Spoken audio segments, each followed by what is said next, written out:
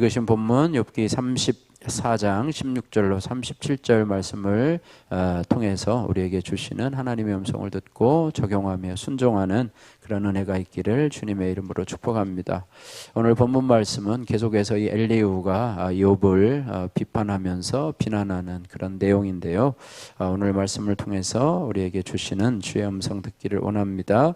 먼저 16절에서 20절 말씀을 보면은요, 엘리후는 계속해서 욥을 책망하는데 하나님의 속성을 들어서 어저께 살펴본 것처럼 하나님은 전능하시고 공의로우신 하나님, 하나님은 의롭고 전능하신 하나님이시다. 그리고 의롭고 전능하신 하나님은 세상 최고의 권세자인 왕이라도 하루아침에 폐위시킬 수 있는 그런 판단하시고 할 수 있는 그런 능력이 있으시고 의로우신 분이시다, 이렇게 말하고 있습니다. 그래서 16절에서 20절 말씀 보면 계속해서 그런 부분을 말씀하고 있는데요. 18절에서부터 20절 말씀 같이 한번 읽겠습니다.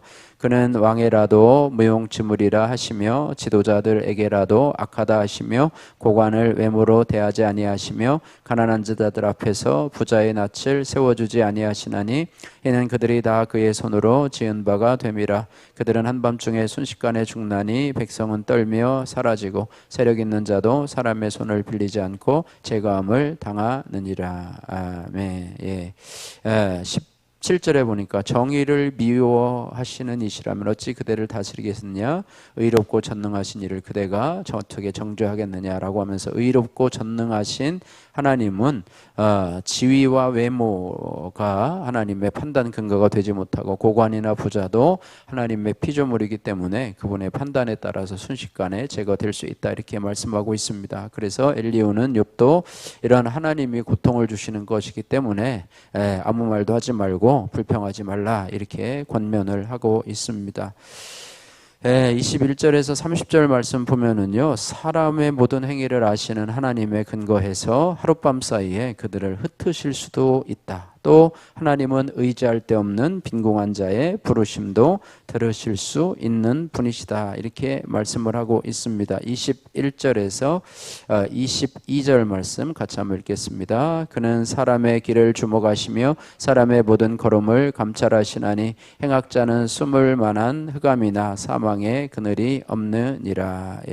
그래서 하나님께서는 25절에 그러므로 그는 그들의 행위를 아시고 그들을 밤사이에 뒤집어 엎어 흩으시는도다, 이렇게 말씀하고 있습니다. 그래서 하나님께서 침묵하신다고 누가 그를 정죄하며 그가 얼굴을 가리신다면 29절에 누가 그를 배울 수 있으랴라고 하면서 하나님의 뜻을 깨달아 알지 못하는 사람들에 대해서 이야기를 하고 있습니다. 그래서 하나님은 악한 자들을 행위를 모두 하시기 때문에 그들을 하루에 흩으실 수도 있고, 또 하나님은 의지할 데 없는 빈궁한 자들의 부르짐도 들으시는 하나님이시다. 이것은 모든 민족과 인류에게 동일하게 적용되는 원칙이기 때문에 이로써 백성을 자유롭게 하신다, 이렇게 말씀을 하면서 엘리후는 이러한 원칙으로 볼 때에 욥의 고난도 하나님을 떠난 악의 결과라, 이렇게 주장을 하고 있습니다. 이렇게 이야기를 하고, 그러므로 하나님을 떠난 악의 결과라고 주장을 하고, 또 하나님이 주시는 고통을 받는 것이기 때문에 원망을 하지 말라, 이렇게 말씀하고 있습니다. 또한 31절에서 37절 말씀은 엘리후는 욥이 죄를 짓고도 회개하지 않고 하나님께 악인처럼 말한다, 이렇게 정죄를 하고 있습니다. 31절 32절 말씀 같이 읽겠습니다.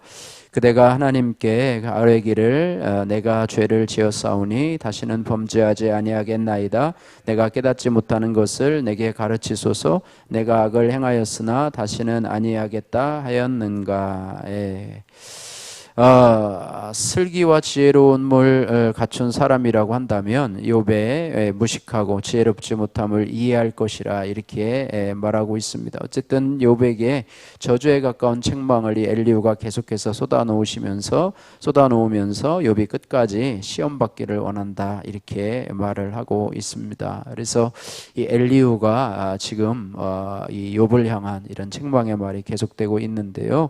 아까 16절에서 20절 말씀에 전에 살펴본 것처럼 엘리후는 욥도 하나님이 주시는 고통을 받는 것이기 때문에 불평하지 말라 이렇게 말하고 있는데요. 그러나 구원을 이루시는 하나님의 공의와 능력은 내 생각으로 재단을 할 수가 없다라고 하는 것입니다. 하나님의 편에서 우리를 향해서 구원을 이루시는 하나님의 공의 또 하나님의 능력을 엘리후처럼 자기 편에서 생각해서 이리 자르고 저리 자르고 이리 붙이고 저리 붙여서 내 생각을 마치 하나님의 생각처럼 생각해서 그렇게 재단할 수가 없다라고 하는 것입니다. 그래서 우리는 하나님의 속성을 내 생각에 비추어서 남을 정죄하는데 사용하고 있지는 않은지 또 하나님의 말씀을 내 생각을 주장하는 근거로 해서 그것을 참고사항으로 주장하고 있지는 않은지 남을 정죄하는 도구로 또 나를 합리화하는 도구로 사용하고 있지는 않은지 우리 자신을 돌아보아야 될 것입니다.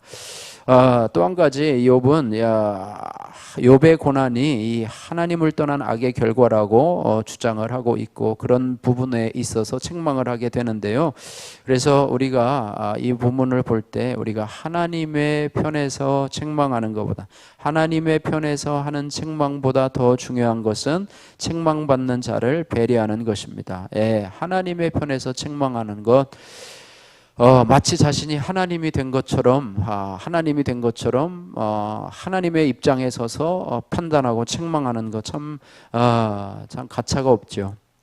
그러나 더 중요한 것은 우리 사람의 입장에서 책망하는 것이기 때문에 사람의 입장에서는 책망받는 자를 배려하는 것이 필요하다고 하는 것입니다. 왜 그렇게 되냐면 그래야지만이 이 책망받을 만한 상대로부터 자기 모습을 볼 수 있기 때문이라고 하는 것입니다.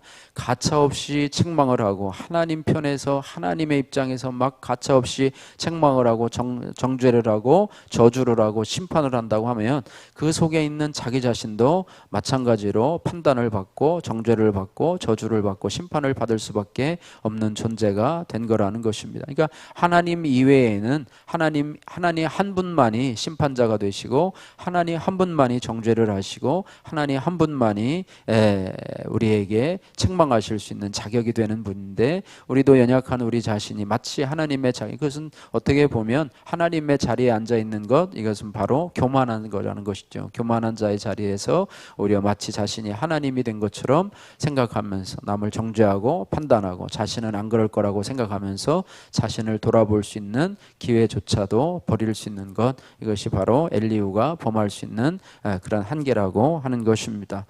또 31절에서 37절 말씀을 보면은요, 이 욥에게 이 엘리후는 저주에 가까운 책망을 쏟아놓으면서 욥이 끝까지 시험 받기를 원한다 이렇게 말을 하고 있는데요. 물론 이런 분노가 필요합니다. 그러나 성경에서 보면 두 가지 분노가 있습니다. 하나님을 대적하는 공중권세 잡은 악의 영들에 대한 사단 마귀를 향한 그런 의로운 분노가 있습니다. 하나님을 대적하고 진리를 대적하는 자들에 대한 의로운 분노가 있습니다. 그러나 성도들은요 자신의 자존심을 건드리는 사람들에 대해서 분노하는 것이 있는데 혹시 이 엘리후의 이러한 이 욥을 향한 분노가 의로운 분노가 아니고 자기 자존심의 분노, 자기 생각을 관철시키려는 그런 분노가 아닌지 생각하면서 자신을 점검해야 한다고 생각합니다. 나는 의로운 분노라고 여기지만 지혜롭지 못한 말로 주변 사람들을 비판하는 일은 무엇인지 우리 자신을 돌아보아야 될 줄로 믿습니다. 의인인 줄 아는 죄인이라고 하는 이용원님의 큐티인 간증입니다. 학생 시절 저는 공부도 스스로 알아서 하고 모범적으로 행동하여 선생님께 칭찬을 받고 많이 듣고 자랐습니다. 그러다 보니 제 안에는 내 생각과 행동은 다 옳다고 여기는 뿌리 깊은 교만이 있었습니다. 몇 달 전 저는 운전을 하다가 차로 변경을 하려고 했습니다. 뒤에 있는 차량이 멀리 있는 것을 확인한 뒤 움직이려고 하는데 그 차량이 과속으로 달려오더니 경적과 상향등으로 저를 위협했습니다. 이러다 사고가 날 것 같아 양보했지만 곧 제 안에 옳고 그름을 따지는 마음이 올라왔습니다. 그러자 내가 먼저 가는 게 맞는 상황인데 오히려 위협을 당했다는 생각이 들어 그 운전자를 향해 분노가 치밀었습니다.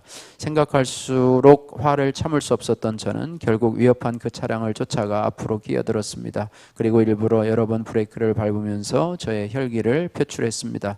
그러자 차에 같이 타고 있던 여자친구가 무서워하며 왜 보복운전을 하냐고 화를 냈습니다. 이에 저는 이 정도는 보복운전도 아니야, 오히려 내가 피해자야 라고 크게 소리를 지르며 혈기를 냈습니다.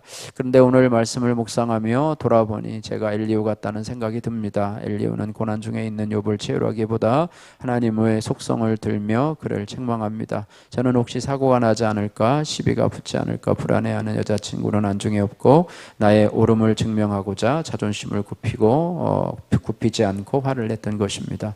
욥에게 어디 끝까지 시험 받아보라며 분노한 엘리후처럼 스스로 의인이라 착각하며 혈기를 부렸던 것을 회개합니다. 이제는 의인이 아니라 죄인이고 피해자가 아니라 전적으로 가해자임을 인정하며 말씀으로 깨닫게 된 내 죄를 공동체에 고백하며 겸손히 살기를 기도합니다. 이왕원님의 적용하기입니다. 사소한 혈기도 참지 못하는 제 연약함을 청년부 소그룹 모임에서 구체적으로 나누겠습니다. 두 번째, 스스로 화를 통제할 수 없음을 인정하고 신경정신과 약을 빠뜨리지 않고 먹겠습니다. 바라기는 저와 여러분들이 하나님의 입장에서, 하나님의 자리에서 여러분 책망하는 것이 아니라 상대방의 입장에서 내가 정죄하는 것이 옳은 것인가를 바라보면서 혈기를 바라는 자존심의 분노가 아니라 공중권세자를 잡은 공중의 권세 잡은 자의 그런 하나님을 대적하는 자를 향한 의로운 분노가 있게 하시고, 또 의로운 분노라고 여기며 지혜롭지 못한 말로 주변 사람을 비판하는 일은 없는가, 우리 자신을 돌아보시면서 의인인 줄 아는 죄인인 척하는 죄인인 우리 자신을 돌아보면서 늘 겸손함으로 살아가시기를 주님의 이름으로 축복합니다. 기도하겠습니다. 사랑의 하나님 아버지, 감사합니다. 하나님의 속성을 내 생각에 비추어서 남을 정죄하는 데 사용했던 저를 용서해 주옵소서.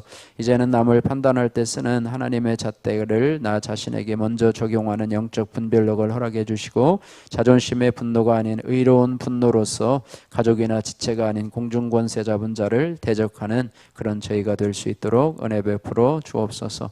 예수님 거룩하신 이름으로 기도드립니다. 아멘.